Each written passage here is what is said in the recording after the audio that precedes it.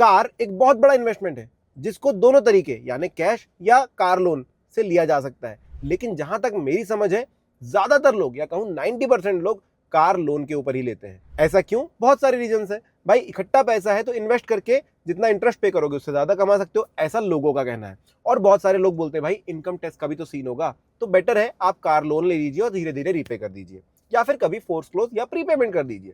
ठीक है, सब कुछ मानते हैं, लेकिन जब आप कार लोन ले रहे हो तो हो सकता है कि आप ऐसी कुछ गलतियां कर दो जिसकी वजह से आप कुछ अमाउंट एक्स्ट्रा पे कर दो। और कई बार हमें पता भी नहीं होता है कि हम एक्स्ट्रा कुछ पे कर रहे होते हैं, बट अंततः खर्चा तो हमारा ही बढ़ जाता है। तो ऐसी ही कुछ चीजों को मैं यहाँ पर हाईलाइट करूंगा जो आपने नहीं करनी है जब आप कार लोन लेंगे। चलिए पहला सिनेरियो लेते हैं कि आप कार खरीद रहे हैं, तो आप काफी ज्यादा ऑलरेडी खुश होते हैं और आप, क्योंकि एक लाखों रुपए की इन्वेस्टमेंट है, तो वहां पर आपके लिए 10,000 12,000 रुपए उतने ज्यादा मैटर नहीं करते और आप चीजें नहीं ध्यान से देखते।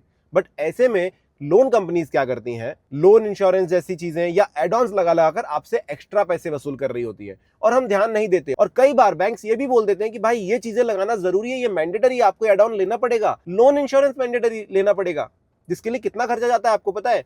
कैलकुलेशन बताता हूं। तो भाई पहली चीज, लगभग 8.5 लाख रुपए के कार लोन पर 18,000 रुपए का लोन इंश्योरेंस होता है, जो कि मैंडेटरी नहीं है, आपसे एक्स्ट्रा वसूला जाता है। और अगर आपको ये चीज नहीं पता तो भाई आप एक्स्ट्रा पैसे दे दोगे। फिर बोला जाता है कि एक्सटेंडेड वारंटी ले लो, जिसके लिए 12,000 रुपए एक्स्ट्रा कॉस्ट किए जाते हैं, जो कि मैंडेटरी नहीं है, लेकिन आप ले लेते हो क्योंकि आपको नहीं पता। और फिर हैंडलिंग चार्जेस बोल करके आपसे 4 से 5,000 रुपए एक्स्ट्रा लिए जाते हैं, जो कि इलीगल होते हैं बहुत सारे केस में, मैंडेटरी नहीं होता है। और साथ में कुछ सर्विस पैकेजेस लगा करके आपसे 7-8 हजार रुपए और एक्स्ट्रा लिए जाएंगे, जो कि जरूरी नहीं है, बट आपको अगर बोल दिया किसी बैंक के बंदे ने कि भाई नेसेसरी है, मैंडेटरी है, आप फंस जाते हो। पर आप फास्टैग जैसी चीजें जरूरी होती है, तो वो अगर कैलकुलेट हो रही हैं बिल्कुल ले लेना। दूसरी बहुत बड़ी गलती हम करते हैं कि हम लोन टेन्योर गलत चूज कर लेते हैं। तो मेरा यहाँ पर सजेशन ये रहेगा कि भाई एक बार किसी भी बैंक के ईएमआई कैलकुलेटर पर चले जाना, वहां पर आप अपना लोन अमाउंट डालो। मान के चलो मैंने यहाँ पर 10 लाख रुपए लोन अमाउंट डाला हुआ है। अब आपने 10 लाख रुपए का लोन अगर लिया है कार के लिए 9.5% के इंटरेस्ट रेट पर, नॉर्मल चीज हम पे कर लेते हैं, 9.5% का ऑलमोस्ट होता है।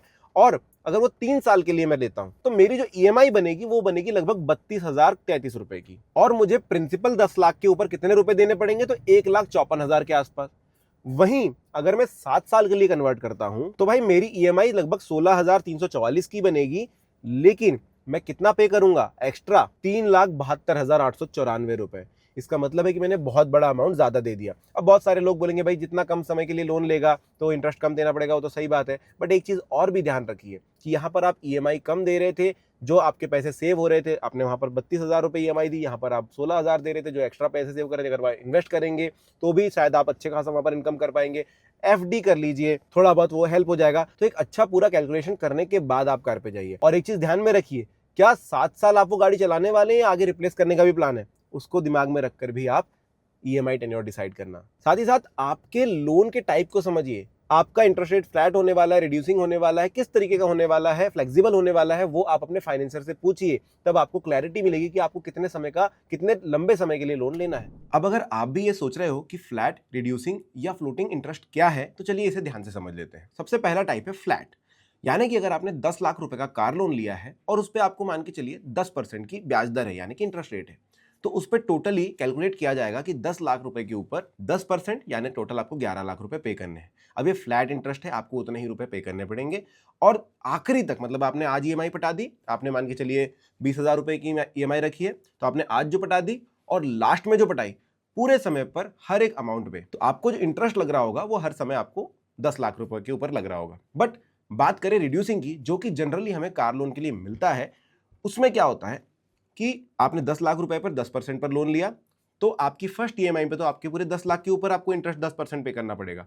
लेकिन जो अगली ईएमआई बनेगी तब आपने कुछ ना कुछ प्रीमियम पे कर चुके हैं, मतलब 10 लाख के अमाउंट में कुछ पैसे जो है आपने पटा चुके हो, जिसकी वजह से अगली बार जो 10% लगेगा आपको रिड्यूस्ड अमाउंट पर लगेगा, रिड्यूस्ड प्रिंसिपल पर लगेगा। मान के चलिए आपके प्रीमियम में से आपने 10 लाख में से लगभग 10,000 रुपए फर्स्ट ईएमआई में पे कर दिए थे, तो सेकेंड ईएमआई में आपको 9,90,000 रुपए के ऊपर ही 10% देना होगा।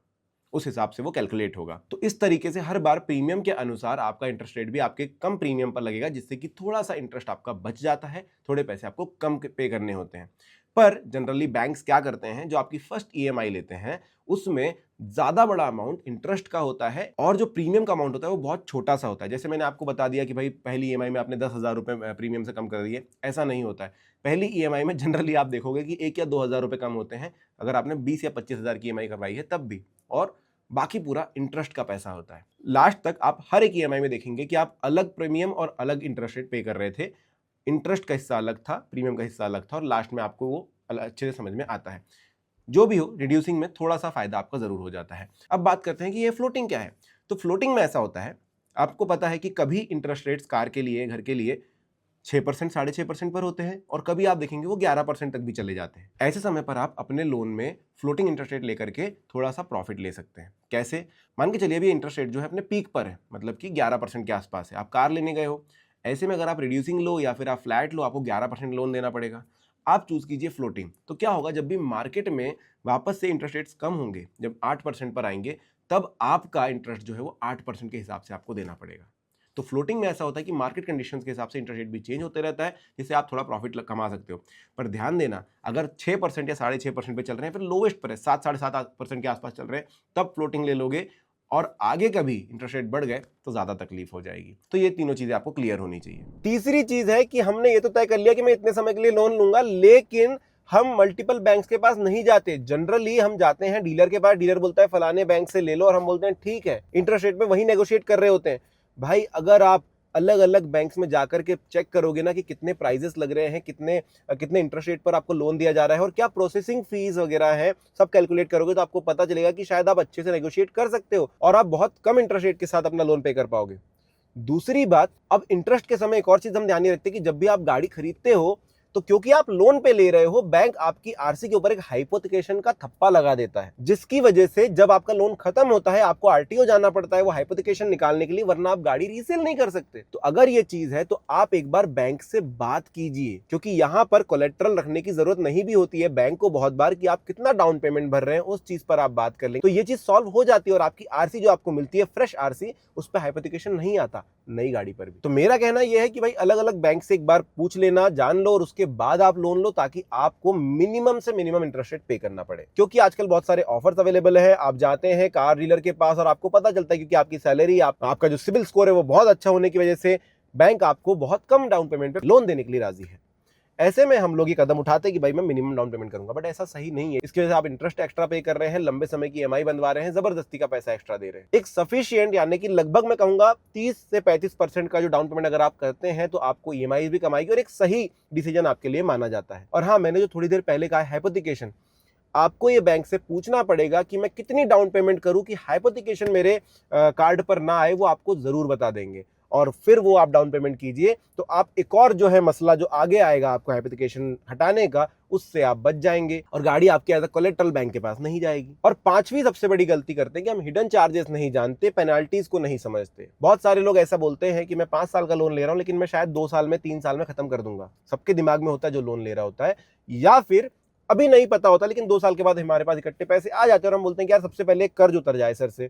ऐसे समय पर बैंक आपके ऊपर पेनाल्टीज लगाता है कि आपने फोर्स क्लोज करने के लिए बोल रहे हो या प्रीपेमेंट करने के लिए बोल रहे हो, और वो चार्जेस बड़े होते हैं। आपको अगर उन चार्जेस से बचना है, या बड़े चार्जेस ना लगे उनसे बचना है, तो आप जब लोन ले रहे हैं ध्यान से सारी चीजें पढ़िए। जो फाइन प्रिंट होता है उसमें हर एक चीज लिखी होती है, और उसको भी आप बैंक से बात करके नेगोशिएट कर सकते हैं कि मैं अगर प्री पेमेंट करूंगा या फोर्स क्लोज करना चाहूंगा तो मेरे ऊपर कितने चार्जेस लगेंगे और कम कैसे हो सकते हैं, जो कि आपके पक्ष में जाएगा। और जब भी आपके पास बड़ा अमाउंट आता है, उसको फोर्स क्लोज करके बहुत बड़े अमाउंट से, बहुत बड़े चार्जेस से बच जाओगे। क्योंकि आपने अगर 5 साल की ईएमआई करवाई थी, तीसरे साल में आपके पास बड़ा अमाउंट आया, आप पे करने जा रहे हो, आपको पता चल रहा है कि इंटरेस्ट तो नहीं पे करना पड़ रहा है, लेकिन ये अमाउंट ही एक्स्ट्रा बहुत ज्यादा है, तो कोई बात नहीं बन पाएगी। इसीलिए ये गलतियां ना करें। अब अगर ये वीडियो पसंद आए तो लाइक, शेयर, सब्सक्राइब जरूर कर दीजिए।